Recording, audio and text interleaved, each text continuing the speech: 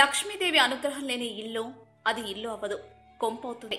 ఎందుకంటే ఆవిడ ధనప్రాప్తి కలుగజేయడమే కాకుండా మనకు సంతోషం, అఖండ ఐశ్వర్యం, సిరి సంపదలు శ్రీ మహాలక్ష్మి మనకు అందిస్తుంది.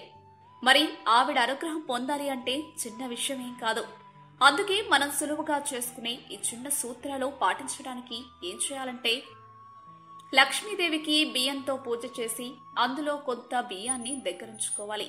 దీంతో ఆర్థిక ఇబ్బందులు తొలగిపోతాయి, ధనం బాగా సమకూరుతుంది.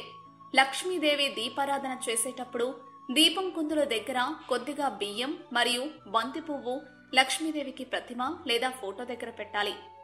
అలాగే విష్ణుమూర్తి ఫోటో ఒకవైపు పెట్టాలి, మరోవైపు గణపతి ఫోటో పెట్టాలి. ఎందుకంటే లక్ష్మీదేవికి విష్ణుమూర్తి అంటే ఎంత ఇష్టమో అలాగే గణపతి అంటే అంతే ప్రియం. అందుకే ఇప్పుడు చెప్పిన ఈ విషయాలను పాటించండి, లక్ష్మీదేవి అనుగ్రహం పొందండి.